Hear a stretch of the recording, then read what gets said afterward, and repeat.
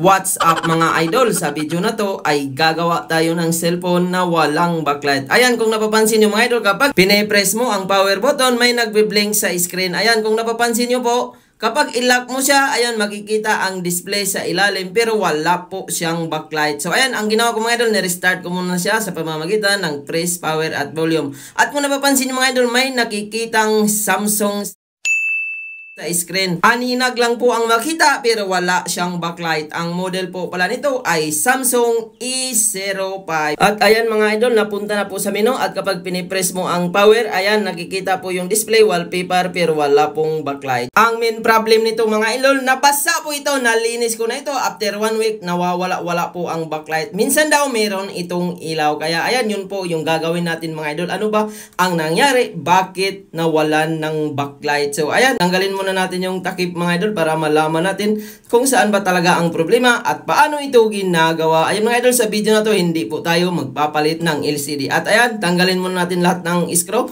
at mag-shoutout tayo rito. Ayan, lahat at sa lahat po ng ating viewers na nanonood ngayon, shoutout po sa inyong lahat. At sa gusto magpa-shoutout, comment po kayo sa video. At ayun, natanggalan natin yung screw at wala na rin po itong SIM holder dahil pinaiwan ko po ito mga idol. So kalugar ko lang po ang may-ari nito. Nahulog po ito sa tubig at bigla pong namatay. At nung nabuhay natin mga idol dahil nilinis natin yung mga nakaraan. At kung napapansin nyo po, meron po tayong rails nito na nilinis natin at nagawa naman. At ito po yung main problem mga idol. Kaya nawawala-wala ang backlight niya dahil nasunog po ang pinaka FPC connector or LCD connector sa mainboard. Pati po yung flex ng LCD. Ayan, kung napapansin nyo po, meron pong corroded or itim, kalawang na po siya. Pati po ang mainboard mga idol ay naapektuhan. Ayan, kung napapansin mga idol, tinester ko po siya. So, yung ibang mga linya mga idol, yung connector ay may palo at yung pinaka-positive line ng backlight sa board ay wala talaga siyang ilaw. Kahit palitan mo ito ng LCD mga idol, hindi po ito iilaw. Ayan, nag-order po ako ng LCD nito. So, tinesting ko po siya at kung napapansin nyo po, kahit palitan nyo po siya ng LCD ay wala rin po siyang ilaw. Ayan, para maging transparent po tayo sa inyo, baka sabihin ng iba, LCD lang po yan dahil walang ilaw. At ayan, itesting po natin, brand new LCD din po ito. At kung napapansin nyo mga idol,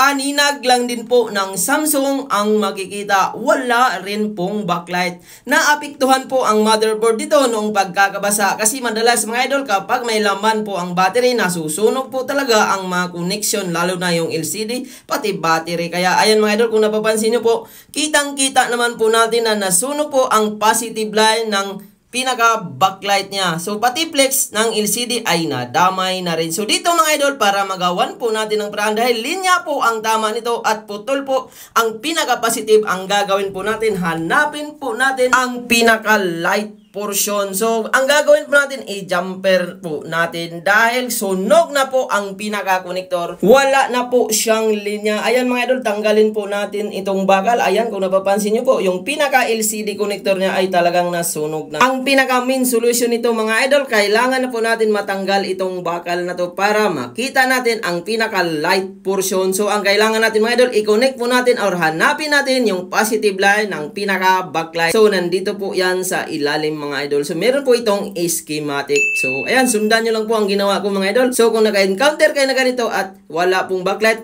lalo na kung nabasa at nasunog ang pinaka-connector. So, pang-anim po yan na linya mga idol. Nakita naman natin ang kalawang mga idol kanina doon sa pinaka-flex. So, yung kinalawang, yun po yung walang linya. So, meron po isang corroded na part. So, kailangan natin yon ma-jumper mga idol dahil pati ang connector ay nasunog na rin. So, ayan mga idol, tinester ko po siya. Hanapin po natin ang nawalang linya doon sa pinaka-connector. At kung napapansin mga idol, ito po yung pinaka-positive niya mga idol. Dito po banda sa may diode na yan. So ayan, kung napapansin niyo po, mahina ang palo. So yun po yung positive. At yung katabi na capacitor ay iisang linya lang yan mga idol. So dito po tayo mag-jumper sa capacitor. So pwede naman i-jumper dyan sa diode mga idol. So iisang linya lang po yan, yung itim. At yung capacitor sa gilid niya. At ayan mga idol, dahil natanggal na natin ang bakal. So para maging safe po yun, tinanggal muna natin yung board dahil may mga parts din po yan, baka maputol. At ayan, tinanggal natin yung camera kanina at ayan, ibalik po natin at i-jumper po natin mga idol. So, iisang linya lang po ang nawala dito. Ayan, simula sa una hanggang pang-anim. Yun po yung kinalawang mga idol. Kaya po, wala na po siyang ilaw dahil nasunog na po siya at naapektuhan ang pinaka-mainboard. So, dito po natin i-jumper sa diode or yung katabi niya na capacitor, iisang linya lang po yan. So, ayan mga idol. So, gumamit po tayo ng double adhesive at ayan, kinaskas mo natin yung linya. So, bilangin niyo po mga idol, pang-anim dito sa LCD at doon sa pinaka LCD connector, ganun din po ang gagawin ninyo. So wala po itong linya at doon po natin itap ang jumper sa pinaka mainboard mula sa flex papunta doon sa capacitor or diode na magkakatabi. Ayan mga idol, gumamit po tayo ng tingga at nilagyan po natin ng pinaka-tingga ang pinakalinya para mas madali po kumapit ang pinaka-jumper wire. So ito po yung solusyon mga idol sa mga kinakalawang or putol ang linya. Ayan, sa pang-anim po na connector at doon po natin itap sa tinistira natin kanina. Ayan po, nadikit na po natin ang jumper sa pang-anim na connector ng LCD papunta po sa mainboard. Ayan, mag-apply po tayo ng Amtech plugs at tingga para mas dali po kumapit ang ating jumper wire. So pwede nyo po yan itap doon sa diode mga idol at dito rin sa capacitor. Iisang linya lang po yan. At ayan, kung napapansin nyo mga idol, itap na po natin. Kitang-kita po yan mga idol dito sa capacitor na katabi ng diode. So ganun lang kasimple mga idol para bumalik po ang linya na dahil wala na pong linya dahil sa pagkakabasa or nasunog ang pinaka-connector. Although isang jumper lang naman yan mga idol, wala pong maging epekto yan. Ayan, ganun lang po kasimple ang ginawa natin at nabalik po natin ang linya at possible yan mga idol na iilaw na yan. Normal na yan kahit mahulog-hulog pa yan ay hindi po yan masira or hindi na po yan babalik kasi kung napapansin nyo naman kanina, kahit palitan po ng LCD ay hindi po gagana. At ayun mga idol, isubukan na natin. At kung napapansin niyo mga idol, gumana siya kaagad. Umilaw agad. Ang kagandahan po dito, original pa rin ang gamit nating LCD. At ayan mga idol, dahil natapos na natin pag jumper, ang gagawin natin mga idol, ayan, kitang-kita po yung jumper natin. Para mas tumagal pa siya, takpan po natin ang pinaka jumper wire para hindi na po siya magalaw-galaw. So gumamit po tayo ng tape at yung tinanggal nating bakal hindi na po natin ibalik yan mga idol kasi yun po yung cause na mag-short ang motherboard kapag binabalik pa ang shed na tinanggal natin. So ayan, ibalik natin yung pinaka-screw mga idol at tingnan natin kung magta-touch pa ba ang original LCD at hindi na ba siya magloko. Ayan mga idol, so maraming salamat po sa inyong tiwala at sa mga gustong magpaayos, mag-PM lang kayo sa ating FB page, Julfon TV Official, New Feeds. Nagsishift ako, Luzon, Visayas at Mindanao. At ayan mga idol, dahil nalagay na natin ang mga screw, ayan, normal na po ang ilaw, hindi na po talaga nagloloko. At dahil back job po itong mga idol, ginawa ko lang po ito ng libre at sinabi ko sa kanya na i-vlog ko na lang ulit dahil una mga idol, nung nilinis po natin ay talagang gumana naman siya kagad. After 1 week mga idol, doon na po nawala ang ilaw at ang sabi ko sa kanya, orderan ko ng LCD, baka sa LCD ang tama. At dahil ganun pa rin mga idol, nilibre ko na lang po ang paggawa dahil nasa mainboard naman po ang tama, hindi ko na siya siningil.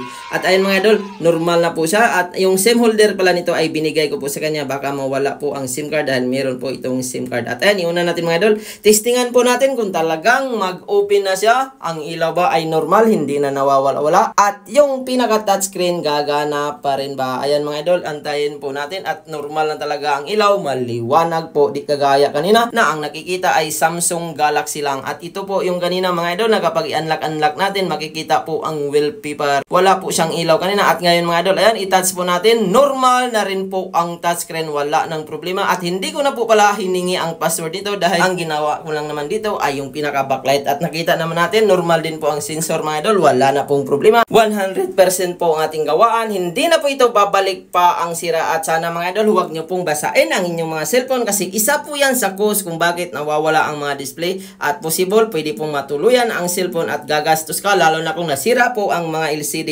Buti na lang dito mga idol, nagawan pa natin ng paraan ang LCD at hindi po siya gumastos ng malaki. Hanggang dito lang po ang ating video. Huwag kalimutan mag-like, mag-share at mag-subscribe.